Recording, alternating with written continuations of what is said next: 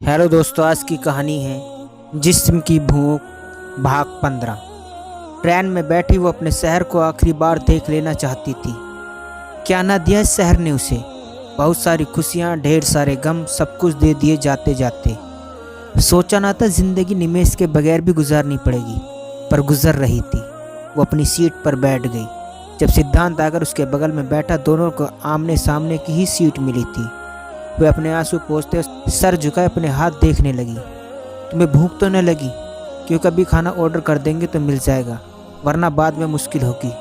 सिद्धांत उसे गौर से देखते हुए बोला, नहीं मुझे भूख नहीं है, मैं बस सोना चाहती हूँ। वो नम आवाज़ में बोली, ओके सो जाना, पर अभी नहीं, थोड़ा देर रुको क्योंकि सब अभी जाग रहे हैं। उसकी बात पर वो थोड़ा कन्फ्यूज़ हुई, फिर सर झटक कर बाहर देखने लगी। सामने बैठा एक शख्स बार बार अंशिका को घूरे जा रहा था। अंशिका ने भी ये बात नोट की, पर उसे आदत थी, ऐसे लफंगों को वो अच्छे से जानती थी, इन्हें इग्नोर करना ही बेहतर होता है। वो बैठी बाहर ही देखती रही। ब्लैक जींस और ब्लैक ही टॉप में वो भला की खूबसूरत लग रही थी। गले में पड़ा पतला सा डायमंड उसके खूबसूरत गले में सज रहा था। वो शादी के बाद भी सादे में ही रहती थी। ऑफिस में भी उसने कभी श्रृंगार नहीं किया। उसे ये सब वैसे भी ज़्यादा पसंद नहीं था। उसकी सुंदरता तो नेचुरल थी, जो किसी की भी बनावट की मोहताज नहीं थी। वो वैसे ही बैठी खाली दिमाग से बाहर अंधेरे को देख रही थी। उस शख्स का घूरना कम नहीं हो रहा था। कुछ देर बाद वो मोबाइल देखने लगा। सिद्धांत इन सब बातों से बेखबर मोबाइल में कुछ ज़रूरी ईमेल चेक करने में बिजी था। जब सब हो गया, उसे अपनी मोबाइल जेब में ठूंसी और नज़र सबसे पहले उसी इंसान पर पड़ी। सिद्धांत कुछ देर उसे घूरता रहा, फिर उठकर उसके सामने आया। वो घबरा कर खड़ा हो गया। सिद्धांत ने उसके मोबाइल उठाया, जिसमें वंशिका की फ़ोटोज़ काफ़ी देर से ले रहा था।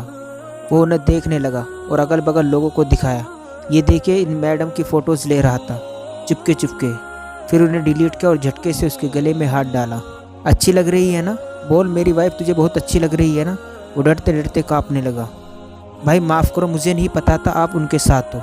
सिद्धांत ने उसका कॉलर पकड़ा और ज़ोर से अंशिका की खिड़की के बगल में उसका सर लड़ा दिया।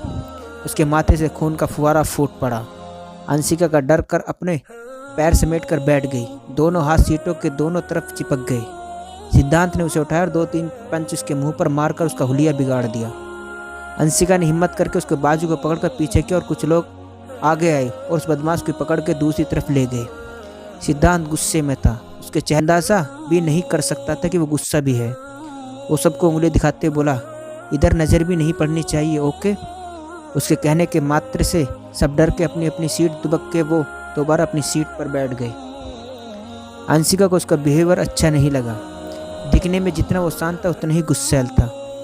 उसकी भूरी आंखें खामोशी से उसे ही देख रही थी। अंशिका ने अपना चेहरा दूसरी तरफ घुमा दिया। वो कुछ देर बाद लेट गई। ठंड की वजह से अपने ऊपर चादर तान लिया।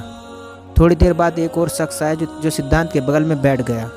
वो भी कुछ देर इधर उधर देखता रहा, पर नज़र बार बार अंशिका पर जा टिकती। वो कुछ देर देखती रही, फिर सिद्धांत को देखा जिसकी मुट्ठियाँ कसती जा रही थी। उसने डर कर वो चादर अपने सर तान ली। उसके इस तरह करने से वो शख्स दूसरी तरफ देखने लगा और सिद्धांत के चेहरे पर प्यारी सी मुस्कुराहट खेलने लगी। कनाडा के एक बार में वो बैठे बैठे पिए जा रहा था। एक शराब ही थी जिसे पीकर वह अंशिका को भूल सकता था। चारों तरफ रंगीनियाँ छाई थी। जवान लोग थिरक रहे थे, कुछ अश्लील बाजी भी कर रहे थे, और वो अपनी दुनिया में मगन ड्रिंक्स पर ड्रिंक्स चढ़ाए जा रहा था। तभी उसके पास एक सांवली सी लड़की आई। उसके हाथों में ड्रिंक्स थी और उसने भद्दे से कपड़े पहने थे। वो उसके करीब आकर बैठ गई। क्या होगा आगे जानने के लिए कहानी का अगला भाग ज़रूर देखें। दोस्तों, ये था जिस्म की भूख भाग 15। दोस्तों, कहानी अच्छी लगी हो तो चैनल को सब्सक्राइब करना न भूलें।